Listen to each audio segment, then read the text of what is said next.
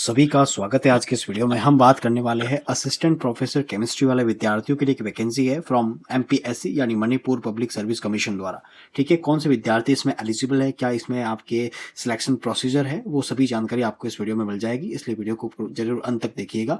Right, और ये जो पीडीएफ है और जो भी इन्फॉर्मेशन है वो मेरे टेलीग्राम चैनल पर आपको मिल जाएगा, जिसकी लिंक डिस्क्रिप्शन बॉक्स में, आप वहां से जो है सभी पीडीएफ एक्सेस कर सकते हो।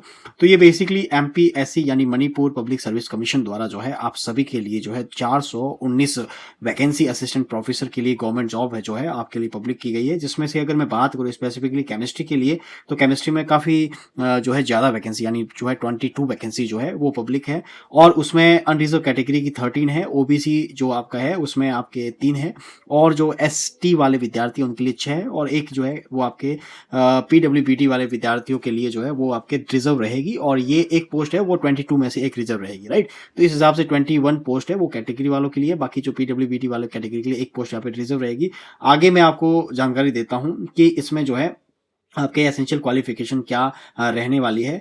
तो अगर मैं बात करूं असिस्टेंट प्रोफेसर के लिए, जैसे अगर मैं केमिस्ट्री में बात करता हूं तो आपके एमएससी में अगर 55% है, ठीक है, तो आप जो है इसमें एलिजिबल हो, और साथ में आपका नेट क्लियर होना चाहिए। अगर नेट नहीं है तो आपके पास में स्टेट के जो एलिजिबल टेस्ट होते हैं यानी स्लैट या जो सेट होता है वो आपका क्लियर होना चाहिए। अब ये जो सेट है जरूरी नहीं है कि आपके उसी स्टेट का हो, किसी भी स्टेट का जो है लगभग आपके जो सेट क्लियर हो तो आप इसमें एलिजिबल हो जाओगे। राइट, और अगर आपके पास में पीएचडी डिग्री है तो भी आप इसमें एलिजिबल हो। इन तीनों में से कोई आपके पास में एक चीज होनी चाहिए। ठीक है, पीएचडी डिग्री वालों के लिए एक और यहाँ पे जो है चीज दी गई है कि अगर जिनकी जो पीएचडी डिग्री है, अगर उनका एनरोलमेंट या उनका जो रजिस्टर है पीएचडी में वो अगर जुलाई 11 2009 से पहले अगर उनका रजिस्ट्रेशन हो चुका है तो उनके लिए भी जो है नेट वगैरह जो है वो उनकी आवश्यकता नहीं है। नेट स्लेट या सेट है उनकी आवश्यकता नहीं है। वैसे यहाँ पे भी यही बताया गया था कि जिनके पास में पीएचडी है उनको जो है वो आपके एग्जेम्प्टेड है फ्रॉम द नेट स्लेट और सेट, मतलब उनके लिए इनमें छूट दे दी जाएगी। ठीक है, और यहाँ डेट मेंशन कर रखी है कि कौन से पीएचडी वाले विद्यार्थियों को छूट दे दी जाएगी जिनमें रजिस्ट्रेशन जो है 2009 से 11 जुलाई से पहले उनका रजिस्ट्रेशन हो चुका है वो, और उनके लिए कुछ बेसिक पीएचडी की कंडीशंस है वो आप एक बार जरूर देख लीजिएगा। ठीक है, मैं आगे बात करता हूँ। अगर मान लो किसी ने पीएचडी अगर की है फ्रॉम द फॉरेन इंस्टीट्यूट से तो वो भी जो है इसमें एलिजिबल होंगे। ठीक है, अगर वो जो है टॉप 500 वर्ल्ड यूनिवर्सिटी के रैंक में अगर वो आते हैं तो। फिर बात करते हैं रिलैक्सेशन। 5% का रिलैक्सेशन मिलेगा at the bachelor as well as master level, अगर वो एससी के विद्यार्थी है और एसटी के विद्यार्थी है। ठीक है, या फिर वो ओबीसी एनसीएल यानी नॉन क्रीमी लेयर के विद्यार्थी है। ठीक है, और जो विद्यार्थी पीएचडी होल्डर है जिनकी जो पीएचडी है अगर वो 19 सितंबर 1991 से पहले उनकी अगर जो है डिग्री है तो उनको भी जो है 55% ना होकर के उनके 50% जो है वो आपके एज एसेंशियल क्वालिफिकेशन या जो आपका रिलैक्सेशन उनको 5% मिल जाएगा। ठीक है, बाकी सबके लिए 55% जो है वो कंपलसरी है। ठीक है, फिर आगे बात करते हैं कि इसमें वही बताया गया कि आपका जो भी एक्सपीरियंस सर्टिफिकेट होगा वो अगर आप एमफिल कर रहे हो या पीएचडी ड्यूरिंग आपका जो भी वर्क किया है आपने एज अ मतलब रिसर्च आपने एक्सपीरियंस लिया या टीचिंग एक्सपीरियंस आपने लिया है तो वो एक्सपीरियंस आपका कैलकुलेट नहीं होगा। ये जो आपके कोर्सेज है पीएचडी और एमफिल इनके बाद का जो आपका होगा, ठीक है, जो आपका एक्सपीरियंस होगा वही आपका कैलकुलेट कर दिया जाएगा। ठीक है, आपका जो फॉर्मेट है वो इसी नोटिफिकेशन के साथ में अटैच है, मैं आपको बता दूंगा वो। ठीक है, लास्ट में फिर हम बात करते हैं एलिजिबिलिटी कंडीशन के बारे में। तो बेसिकली फर्स्ट कंडीशन ये है कि वो इंडिया का सिटीजन होना चाहिए। सेकंड ये है कि उनको जो है मणिपुरी लैंग्वेज या उनके जो ट्राइबल लैंग्वेजेस है जैसे मेइटी है या मेइटी लोन लैंग्वेजेस है वो उनको आनी चाहिए। ठीक है, और वो परमानेंट रेसिडेंट होना चाहिए मणिपुर का, यानी मणिपुर वाले विद्यार्थी ही इसमें भर सकते हैं। और एक और चीज इसमें मेंशन है, या उनके जो पेरेंट्स है या उनके जो एंसेस्टर्स है वो अगर परमानेंट वहां के रेसिडेंट है तो वो विद्यार्थी सारे इसमें एलिजिबल है, बाकी सारे विद्यार्थी इसमें एलिजिबल नहीं होंगे। ठीक है, और इसके बाद में अगर आप वहां के हो तो उसके लिए भी प्रॉपर डॉक्यूमेंट अगर आपके पास में है तो ही आप जो है इस पोजीशन के लिए आप एलिजिबल हो, ये भी आप जो है ध्यान रखना।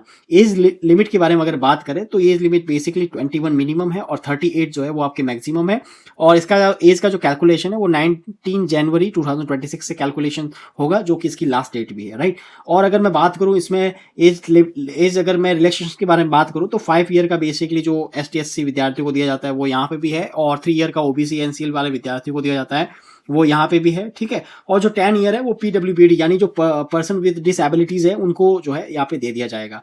ठीक है, फिर हम आगे बात करते हैं, there will be no age relaxation for the SC, ST, OBC, OBC, MP, OBC, ORS, DAP candidates in case of where no post are reserve for this categories. मतलब अगर वहां पे इस कैटेगरी की अगर पोस्ट नहीं है और फिर भी आप इसमें अप्लाई कर रहे हो मणिपुर वाले, तो जो है आपका एज रिलैक्सेशन आपका इसमें नहीं दिया जाएगा, ये आपको ध्यान रखना। जैसे सपोज करो कोई विद्यार्थी SC का है जबकि वहां पे SC की सीट नहीं है, वहां पे जनरल की सीट है, तो उनको जो है इस यहाँ पे एज रिलैक्सेशन उनको नहीं दिया जाएगा। सिलेक्शन प्रोसीजर के बारे में बात कर लेते हैं। सिलेक्शन प्रोसीजर पे बेसिकली इनका आपका कोई एग्जाम नहीं होगा, ठीक है, एज मेंशन कर रखा है इन्होंने, एक इंटरव्यू पर्पस पे जो है आई मीन इंटरव्यू बेस्ड आपका यहाँ पे सिलेक्शन होगा। बाकी आपका जो एकेडमिक परफॉर्मेंस है उसके हिसाब से आपका शॉर्ट लिस्ट हो जाएगा। किस प्रकार से मैं आपको बता देता हूँ। पहले इंपॉर्टेंट डेट्स के बारे में बात कर लेते हैं। 15 दिसंबर 2025 से आपके फॉर्म स्टार्ट हो जाएंगे, जो कि आपके लास्ट डेट जो है 19 जनवरी 2026 तक आप इसमें एप्लीकेशन फॉर्म भर सकते हो, ठीक है। अगर मैं फी स्ट्रक्चर के बारे में बात करता हूँ तो जो विद्यार्थी जनरल OBC के हैं उनके लिए जो है 600 यहाँ पे फी है, और जो विद्यार्थी SC है ST है उनके जो है 400 उनको यहाँ पे पे करना पड़ेगा।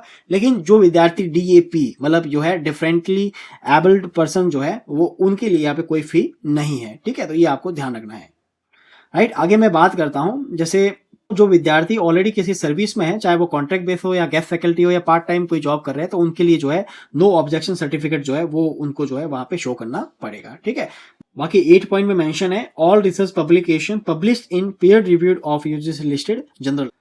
तो देखो यहाँ मेंशन है criteria for short listed of candidate for interview. Interview के लिए जो शॉर्ट लिस्टेड किया जाएगा क्राइटेरिया वो क्या है, तो इसमें अलग अलग एकेडमिक रिकॉर्ड के अकॉर्डिंग अलग अलग स्कोर यहाँ पे मेंशन किया हुआ। मैं आपको अच्छे से समझा देता हूँ कि सपोज करो आपकी ग्रेजुएशन जो है उसमें कितने मार्क्स के अकॉर्डिंग कितना आपको स्कोर दिया जाएगा। अगर ग्रेजुएशन में आपका स्कोर है मोर देन 80% तो आपका स्कोर होगा 21, ठीक है। अगर आपका ग्रेजुएशन में परसेंटेज है बिटवीन 60 to 80 तो आपको जो स्कोर मिलेगा वो मिलेगा 90, ठीक है। अगर आपका जो ग्रेजुएशन में परसेंटेज है बिटवीन 55% to 60% तो आपको स्कोर मिलेगा 16, और अगर मान लो 45% to 55 है तो आपको जो स्कोर मिलेगा वो मिलेगा 10, राइट। इसी प्रकार से आपके जो MSc है जो पोस्ट ग्रेजुएशन है उसमें अगर मान लो मोर देन 80% है तो आपको मिलेंगे स्कोर 25, और 60 to 80 है तो आपको स्कोर मिलेगा 23, 55% to 60% है तो आपको स्कोर मिलेगा 20।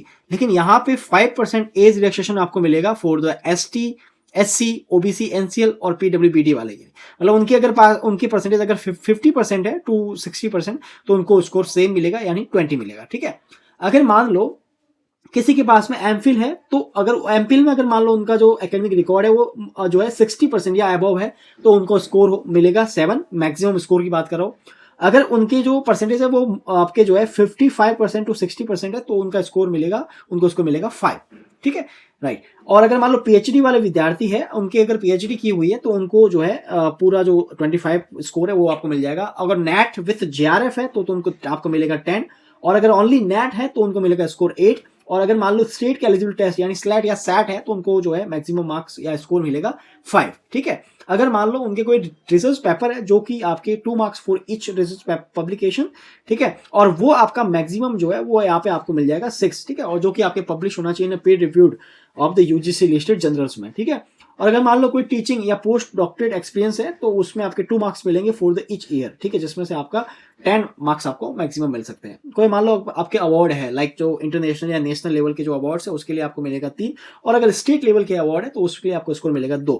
अब देखो इस प्रकार से ये जो सारा स्कोर है ये स्कोर सब कैंडिडेट का इंडिविजुअल कैलकुलेट किया जाएगा, और कैलकुलेट करके सब मिला के आपका टोटल जो है वो 100 में से जो है आपको जो है आपका क्या स्कोर बनता है इस हिसाब से एक तरह की मेरिट बनेगी, और इस मेरिट के अकॉर्डिंग विद्यार्थियों को इंटरव्यू के लिए बुलाया जाएगा, ठीक है। और फिर जो आपके शॉर्ट लिस्टेड होंगे इंटरव्यू के लिए उनका इंटरव्यू कंडक्ट होगा, देन उनका फाइनल सिलेक्शन हो जाएगा, ठीक है। इसमें एक इंपॉर्टेंट बात यही थी कि ये जो है केवल मणिपुर वाले विद्यार्थियों के लिए यहाँ पे साफ साफ मेंशन कर रखा था कि बाकी विद्यार्थी जो है वो इसमें एलिजिबल नहीं है। आप देख सकते हो पेज नंबर 5 पे ये पॉइंट नंबर 4 एलिजिबिलिटी कंडीशन में आपका थर्ड पॉइंट जो है a candidate must be a permanent resident of Manipur, ठीक है। तो ये मणिपुर वाले विद्यार्थियों के लिए है, तो बाकी विद्यार्थी इसमें जो है अप्लाई नहीं कर सकते, राइट। आई होप सो ये इंफॉर्मेशन आप सभी के लिए यूजफुल होगी, और अगर यूजफुल है तो चैनल को सब्सक्राइब करना, अपने दोस्तों को शेयर करना बिल्कुल मत भूलिएगा। अपने टेलीग्राम चैनल से भी आप ज्वाइन हो जाइएगा ऐसी और भी जो है महत्वपूर्ण जानकारी के लिए। तब तक के लिए धन्यवाद, जय हिंद। मिलते हैं ऐसी किसी महत्वपूर्ण वीडियो में।